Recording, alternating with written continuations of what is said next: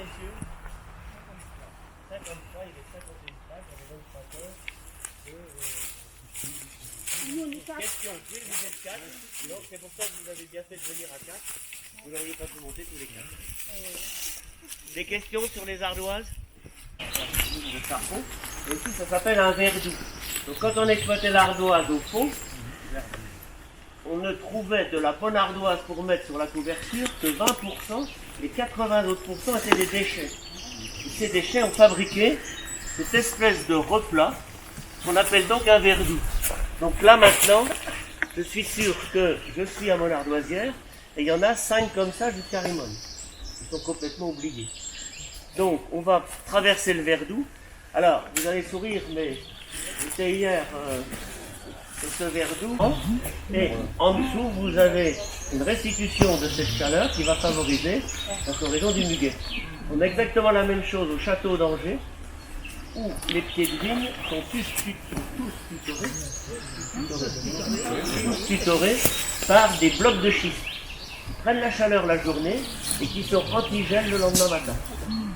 Non, passez derrière parce que là, il y a une sorte... Non, passez derrière là-bas, où passent les personnes là.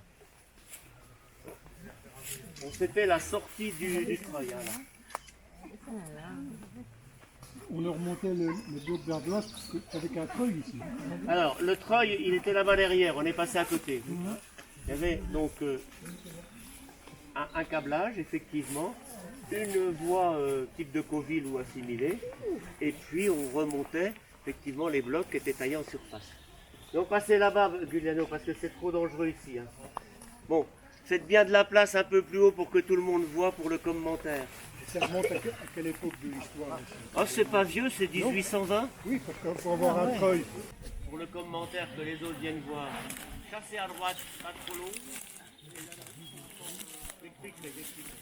On va attendre que tout le monde arrive.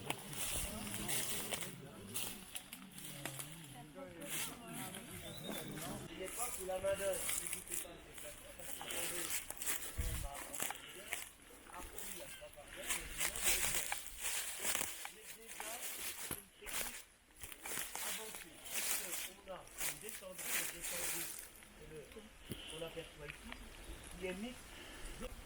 Sur le plan patrimonial, nous sommes sur le site de la ferme de la Pile. Pour savoir qu'il y avait une ferme ici, il faut avoir 3 choses. D'une part, une bonne mémoire. Moi, j'ai connu la ferme debout, que dans les années 70, elle n'était plus exploitée, mais les bâtiments étaient encore dans cet état, qui est assez remarquable, puisqu'on avait pratiquement les 3 travées, qui étaient la maison d'habitation, la grange, et puis écurie et étable.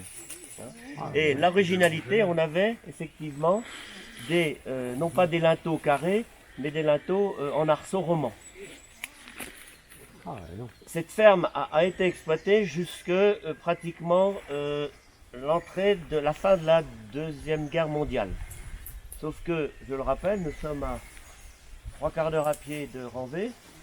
Et puis il y a eu cette fameuse reprise de propriété, puisque voilà, dans le cadastre de Napoléon, à voir plus qu'ici je suis à la ferme, hein, que cette bande ici.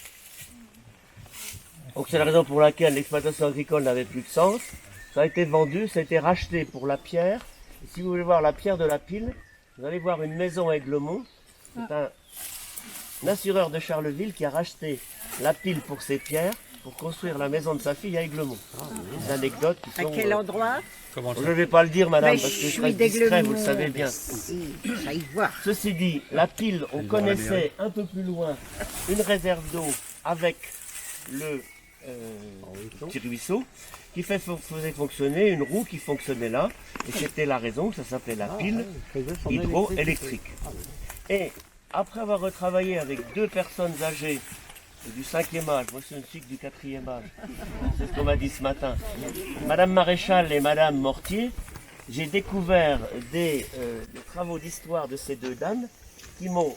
Alors, j'ai retrouvé ce dessin qui, si vous regardez le dessin et la photo, vous vous dites que il n'y a pas d'erreur entre les deux. Et là, en lisant l'histoire de la pile de Paulette Mortier, je découvre que on cultivait à la pile de la chicorée. Ça m'a étonné et vous savez comment la chicorée, ce que c'est? C'est pas de la chicorée salade, c'est bien la chicorée substitut du café. En fait, quand Napoléon a organisé le blocus avec la Russie, on a manqué de café et tous les villages se sont mis à faire de la chicorée. Sauf qu'à Ranvé, on en a fait tellement que on a transformé une culture pauvre, parce qu'ici il y avait peu de céréales, un petit peu de seigle pour le cochon, un petit peu d'avoine pour le cheval, et il n'y avait pas de blé, il y avait le reste en foin pour 1 ou 2 bovins. Et les gens de Ranvé se sont mis à faire de la chicorée, ici en haut. Et en 1930, je crois que je l'ai dit ce matin mais je le répète, il y avait 3 usines de chicorée à Ranvé qui fabriquaient à l'année 180 tonnes de chicorée. Quand même exceptionnel. Et c'est comment j'ai trouvé ça, mais je l'ai dit aussi ce matin dans le bus, mais je le répète parce que tout le monde n'était pas là. Simplement, les étiquettes de marque de chicorée, alors ça avait des beaux noms, hein. Je ne les ai pas ramenés ici, mais ceux qui ne reçoivent pas les brèves les liront. C'était des beaux noms, la Belle Ardennaise, ou la Grande, je ne sais pas qui. Et donc c'était déposé en marque déposée à la chambre de commerce, au tribunal de commerce, et puis après aux archives. On va aller au lac, je ne ferai pas de commentaires. Donc, la ferme allait jusqu'au lac. Et pour être venu montrer cet espace-là avec un forestier, il m'a donné 4 espèces de repousses spontanées de la forêt qui montraient qu'on était dans une ancienne terre agricole. Vous voyez par exemple un pommier sauvage qui est juste au bord du lac, c'est le signe d'une présence rurale. Il n'y a pas de pommier sauvage de cette taille et de cet âge. Alors dernière remarque. Vous avez ici 2 cartes. Elles ne sont pas belles, elles ne sont pas grandes. Vous avez la première qui est la carte de Napoléon. Et vous avez l'IGN là. Donc vous devez savoir que le lac, il fait à peu près 152 hectares, qui est quand même une belle surface, hein, et qu'il a été construit en 2 parties. Alors le premier barrage, c'est en 49. Donc en 49, on fait un premier barrage, et ce n'est qu'après qu'on requalifie le premier barrage pour la centrale de Saint-Nicolas. Sa profondeur, je l'ai oublié, mais il fournit 4 millions de mètres cubes à la centrale de Saint-Nicolas. Vous vous rendez compte? C'est-à-dire que c'est la réserve du lac qui est d'une part la plus porteuse pour renouveler les pertes d'eau entre le bassin du Haut et la centrale. Sauf que cette année, vous avez vu le lac en niveau bas, et c'était pas pour la centrale de Saint-Nicolas, c'était pour améliorer la température de la Meuse post-chaud, car nos voisins belges voyaient en fonction de l'étiage de la Meuse un réchauffement qui n'était pas tolérable par rapport à leur culture de poissons piscicoles.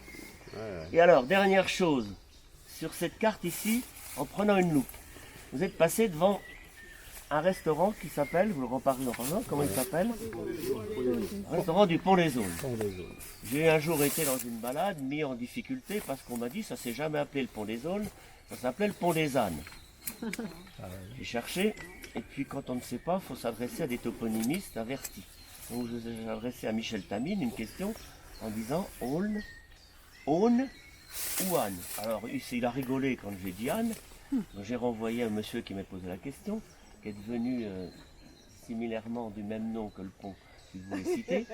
Par contre, ce qui m'a interrogé, c'est 2 choses. La première, l'origine de la ferme du Pont des Aunes. C'était une dépendance de l'abbaye de Bonnefontaine, abbé Blanchefosse. Et sur la carte de Napoléon, je vais prendre quelqu'un ici. Comment s'appelle la ferme du Pont des Aunes? Sens doctrinal. Non? Sens doctrinal.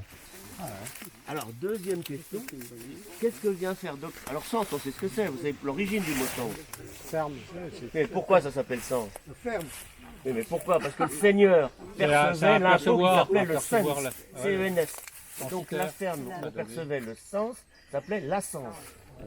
Ça, je l'ai appris à Taillette il n'y a pas longtemps. Ça va, chef? Et les formations, les Saint-Cy. Oui, c'est ça, vous avez raison. Et alors, sens doctrinal, je me suis dit, doctrinal, l'abbaye complètement plantée. Le toponymiste m'a répondu, Monsieur Doctrinal ou Madame Doctrinal était un nom commun courant en tirage chardonnaise au XVIIIe siècle. Donc on avait l'habitude d'appeler la cense de son nom, les censes Gobert, la cense Intel, etc., du nom de famille du propriétaire. Donc voilà une deuxième incertitude levée. Donc comme quoi il faut être modeste quand on est dans une démarche de recherche et faire appel à des gens compétents. Monsieur, vous êtes compétent. Alors vous savez ce que c'est ça? Ça sent a priori des carpisses. Les carpisses. J'ai vu ce matin les temps pour des gens qui vont à la pêche. On y va? Parce que... Tiens, je te prends en photo. Allez, marche dans l'eau, marche dans l'eau. Et Juliano, Fais Jésus, fais un pont de ton corps. fais Jésus. Fais un pont de ton corps.